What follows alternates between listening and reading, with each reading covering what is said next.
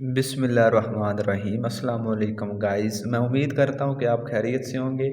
आज की वीडियो आप तमाम दोस्तों के लिए बहुत ही ख़ास है। आज की वीडियो में हम सीखेंगे कि हम उर्दू की हैंड राइटिंग को कैसे बेहतर कर सकते हैं। सिर्फ आज की वीडियो में हम दो चीज़ें आपके सामने डिस्कस करेंगे, सिर्फ और सिर्फ दो चीज़ें डिस्कस करेंगे जिसको अपना कर, जिसको फॉलो कर कर आप अपनी हैंड राइटिंग को दुरुस्त कर सकते हैं। ये दो चीज़ें आप अपने ज़हन में बिठा लें तो आपकी जो उर्दू की हैंड राइटिंग है, चाहे जितनी भी गंदी है, आपकी उर्दू की हैंड राइटिंग आपकी बहुत ही खूबसूरत और दिलकश हो जाएगी। ठीक है, तो चलते हैं टॉपिक की तरफ। दो चीज़ें क्या है, एक है एंटी क्लॉक वाइज और दूसरा है क्लॉक वाइज। ठीक है, एंटी क्लॉक वाइज क्या होता है कि एंटी क्लॉक वाइज की जो शेप होती है वो इस तरह की होती है। ये ये एंटी क्लॉक वाइज है और जो क्लॉक वाइज की शेप होती है वो ये होती है, ये।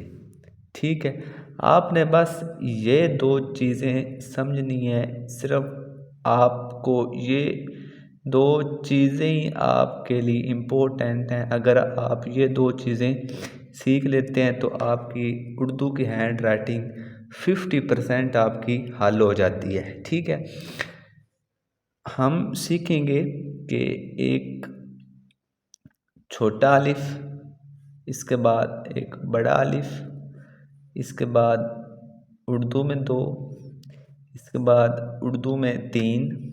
ठीक है, इसके बाद उर्दू में फोर, इसके बाद सेवन की शेप, इसके बाद ये वाली शेप, इसके बाद ये वाली शेप और नीचे ज़ेर। ठीक है, इन चीज़ों को आपने फॉलो करना है।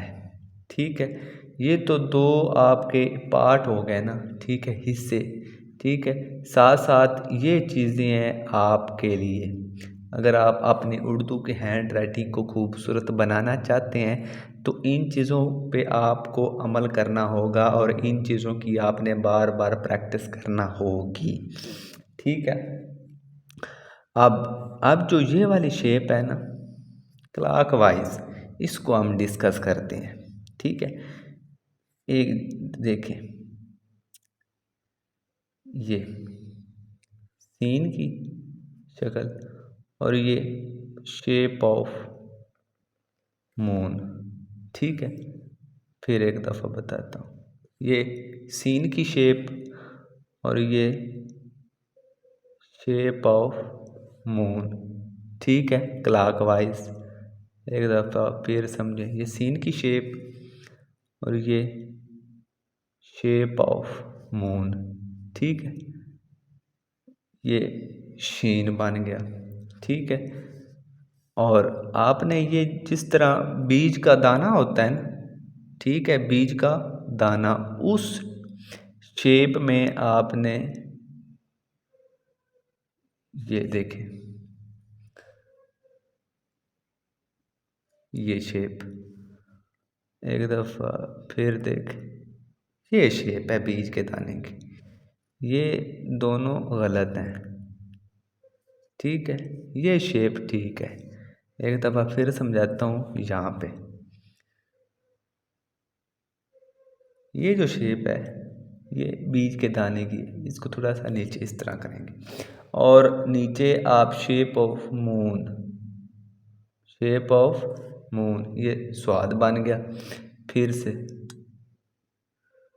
ये स्वाद की शक्ल, नीचे आप शेप ऑफ मून यानी कि क्लॉक वाइज, ये स्वाद बन गया।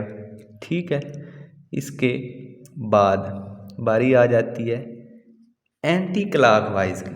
ठीक है, किसकी? Anti clock wise. ठीक हो गया, अब बारी आ जाएगी एंटी क्लॉक वाइज की कि एंटी क्लॉक वाइज का इस्तेमाल किस तरीके के साथ किया जाता है। अच्छा, अब आप शेप जीम की करें, ये जीम हो गया। ये नीचे आप एंटी क्लॉक वाइज, ये देखें, ठीक है। फिर से ये जीम की शेप, ठीक है, और नीचे ये एंटी क्लॉक वाइज। फिर से ये जीम की शेप यहाँ तक होती है और नीचे से ये एंटी क्लॉक वाइज, ये देख, ठीक हो गया। ये एंटी क्लॉक वाइज है, ठीक है। इसके बाद बारी आ जाती है, ऊपर से आपने अलिफ ये लिखा, अब क्लॉकवाइज, ठीक है, और नीचे ये शेप ऑफ मून, अलिफ, नीचे से शेप ऑफ मून, ये किसकी शक्ल है, लाम की, ठीक है। इसके बाद आप काफ, ये देख,